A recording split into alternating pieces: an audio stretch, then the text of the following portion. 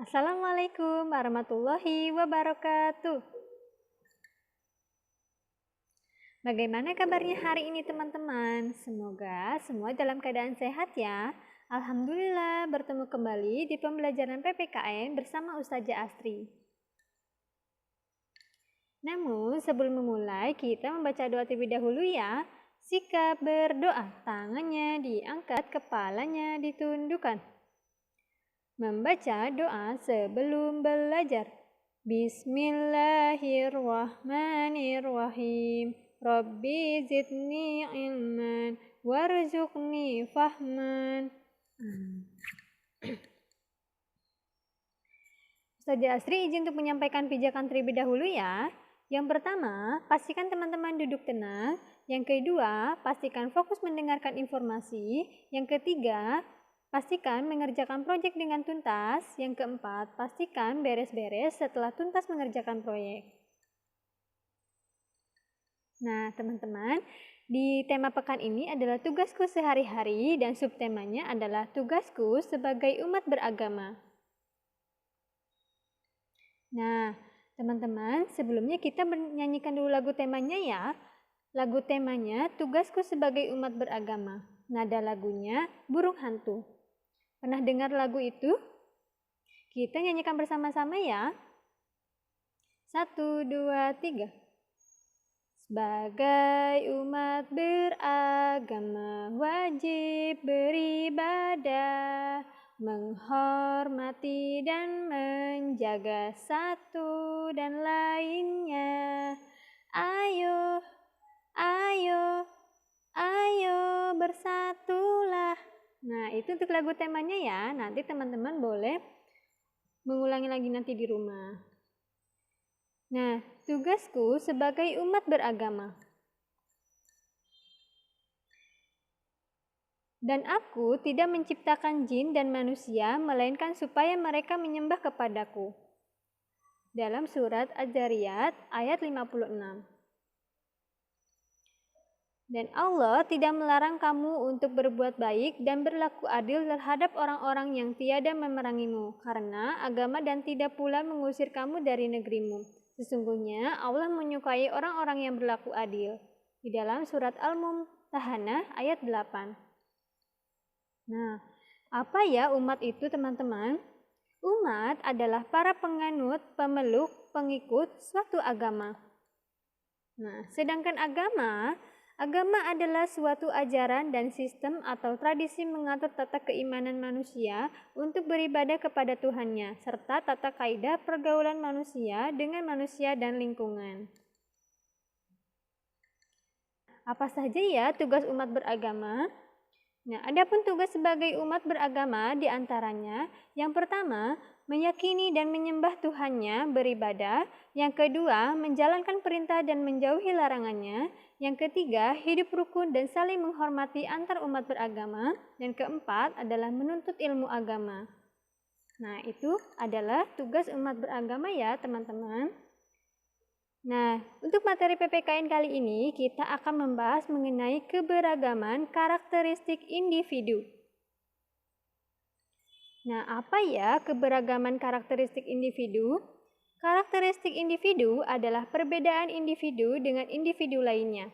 Sedangkan keberagaman individu sebagai karakter seseorang yang ada di lingkungan sekitar kita. Nah, teman-teman, ada 5 macam karakteristik individu. Yang pertama adalah umur atau usia, yang kedua adalah jenis kelamin, yang ketiga agama atau kepercayaan, yang keempat ras atau suku, yang kelima adalah pengetahuan. Nah, kita akan membahas mengenai umur atau usia. Umur bisa dibedakan menjadi 2, yaitu tua dan muda. Orang yang umurnya lebih banyak biasanya disebut lebih tua, sedangkan yang umurnya paling sedikit dari kita disebut lebih muda. Nah, yang kedua adalah jenis kelamin. Nah, jenis kelamin dibedakan menjadi 2 ya teman-teman, laki-laki dan perempuan. Dengan adanya perbedaan jenis kelamin, tugas-tugas dapat dibedakan. Misal, jika ada acara gotong royong, yang perempuan membantu memasak dan yang laki-laki bekerja di lapangan. Selanjutnya adalah agama atau kepercayaan. Nah, di Indonesia ada banyak agama atau kepercayaan yang diterima. Di negara Indonesia ada 7 macam, teman-teman. Yang pertama adalah agama Islam, yang kedua adalah agama Hindu, yang ketiga adalah agama Buddha, yang keempat adalah Kristen Katolik, yang kelima adalah Kristen Protestan, yang keenam adalah agama Konghucu, yang ketujuh adalah aliran kepercayaan. Nah, yang keempat, ras dan suku. Ras atau suku, ada macam-macam suku di Indonesia, teman-teman. Nah, ada banyak suku ya. Yang pertama adalah suku Batak, suku Busunda, suku Baduy, suku Melayu, suku Jawa, suku Serawai, suku Lampung, dan lain-lain. Yang kelima adalah pengetahuan. Bisa diukur dari tinggi rendahnya tingkat pendidikan seperti tingkat TK, SD, SMP, SMA, dan seterusnya. Pengetahuan di sini seperti tingkatan pendidikan yang mana kita bisa belajar agar bisa seperti orang berpendidikan tinggi dengan berbagi ilmu.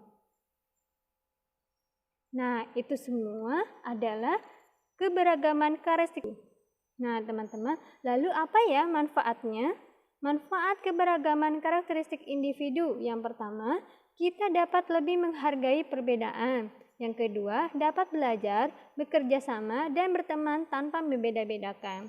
Selanjutnya, dapat mengetahui gaya bahasa dan dialek dari orang tertentu. Nah, selanjutnya, dapat saling berbagi ilmu mengetahui budaya atau adatnya. Dan memperkuat persatuan dan kesatuan. Nah, itu adalah manfaatnya ya, teman-teman. Nah, teman-teman, Ustazah Asih izin menyampaikan proyek PPKM. Proyeknya yang pertama adalah teman-teman menuliskan berbagai ucapan salam berdasarkan agamanya. Yang pertama ada agama Islam. Ucapan salamnya apa ya? Lalu yang kedua Katolik, yang ketiga adalah Kristen, yang keempat Hindu, yang kelima Buddha, dan keenam adalah Konghucu. Jadi teman-teman boleh menuliskan dan menyalikan di buku tulisnya ya. Yang kedua, teman-teman membuat poster keberagaman di Indonesia. Nah, contohnya sudah Ustazah sampaikan di sana, ada gambar berbagai keberagaman di Indonesia. Nah, itu proyeknya ya, teman-teman. Alhamdulillah, pembelajarannya sudah tuntas. Teman-teman boleh mempelajari lagi di rumah ya. Sebelumnya kita membaca hamdalah bersama-sama. Sikap berdoa, tangannya diangkat, kepalanya ditundukkan. Membaca hamdalah bersama-sama. Alhamdulillahirabbil alamin. Segala puji bagi Allah Tuhan semesta alam. Amin. Terima kasih teman-teman. Selamat mengerjakan proyek. Wassalamualaikum warahmatullahi wabarakatuh.